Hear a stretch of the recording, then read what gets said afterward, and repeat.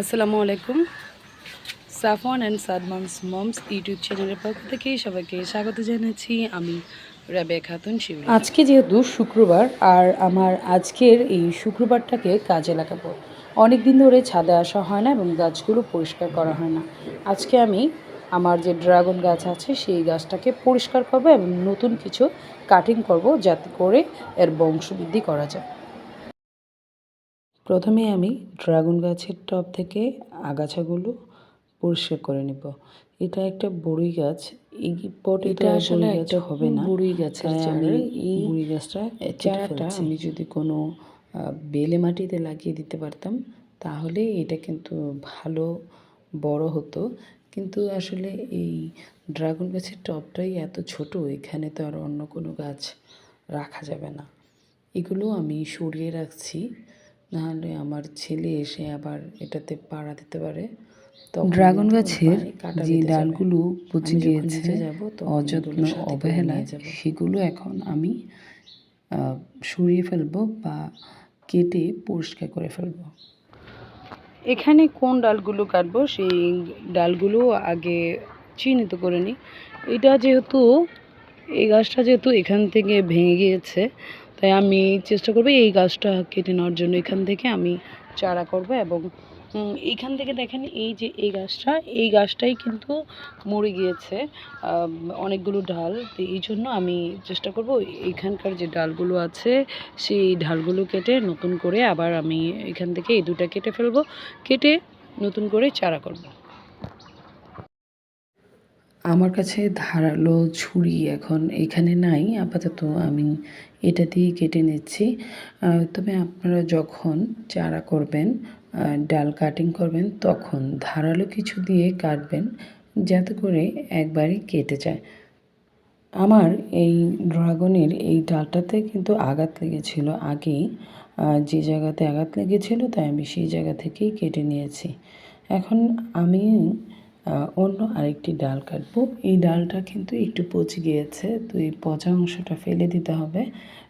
তাই আমি একটু যে অংশটা ভালো সেই অংশ থেকে কেটে এরকম আরও কয়েকটি ডাল আমি কেটে নেব এখন। আমার এই ড্রাগন গাছে এখানে 3 ধরনের ড্রাগন গাছ আছে, কিন্তু আসলে আইডেন্টিফাই করা নেই যে কোনটা পার্পল কালারের হয় আর কোনটা সাদা হয়। তাই আমি একসাথে কাটিং করে নেব এবং পরবর্তীতে যখন ফল দেবে তখন আমি এটাতে ট্যাগ লাগিয়ে দেব। আমি আরেকটি ডাল কেটে নিচ্ছি। ড্রাগন গাছ সহজে পচে না।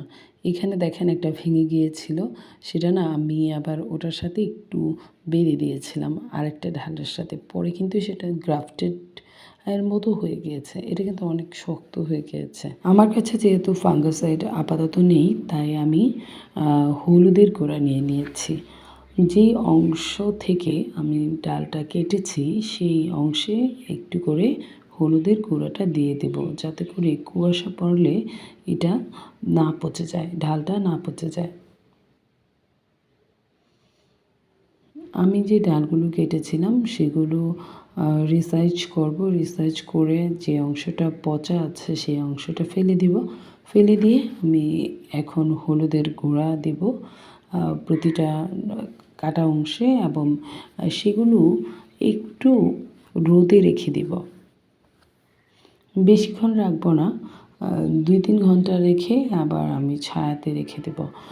প্রসেসিং হতে থাকবে এবং আমি আবার নেক্সট শুক্রবারে এই গাছগুলোকে আমি লাগাবো। শুক্রবার ছাড়া যেহেতু আমি সময় পাই না, তাই শুক্রবারেই আমাকে করতে হবে এগুলো। অনেক সময় আমি হলুদের পরিবর্তে ম্যানসার ফাঙ্গাসাইডটা ইউজ করি, সেটা খুবই ভালো। এই ডালটা অনেক বেশি লম্বা, আমি তাই এই ডালটাকে কেটে 2 ভাগে বিভক্ত করব এবং এটা দিয়ে আমি 2টা চারা করব। ড্রাগন ফলের যে গাছগুলো আছে এই গাছগুলোর একটা বৈশিষ্ট্য হলো এই গাছগুলো আপনার রোদ বৃষ্টি যাই বলেন না কেন খুব সহজে এটি মারা যায় না।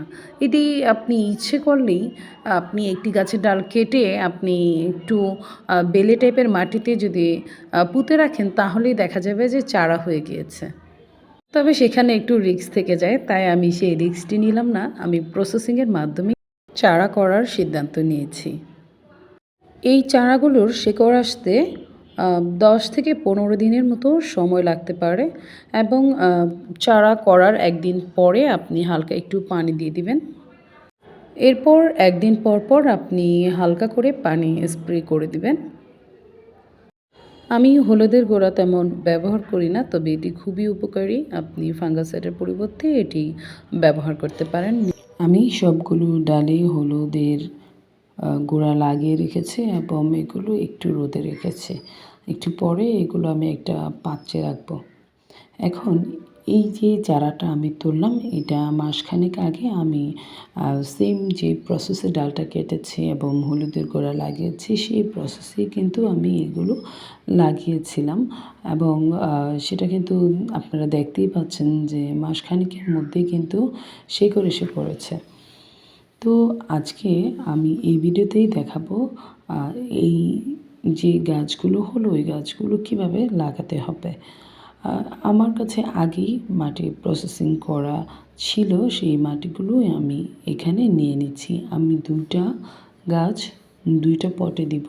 আপাতত আমি আমার কাছে যে টব আছে ছোট আকৃতির, সেই টবেই লাগাবো।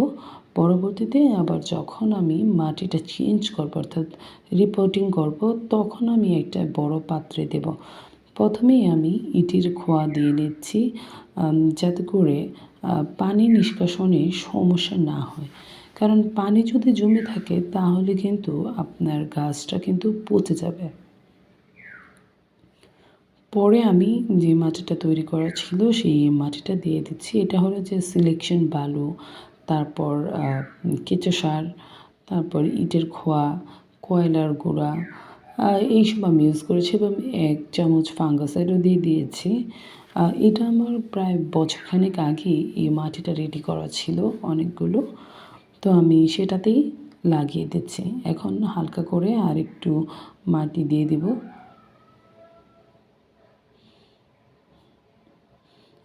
এই গাছগুলো লাগানোর পরে কিন্তু আজকে পানি দেব না।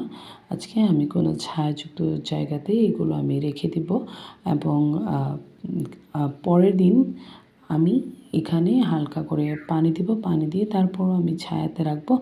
তারপর একদিন পরে আমি এটাকে আবার রোদে রাখবো।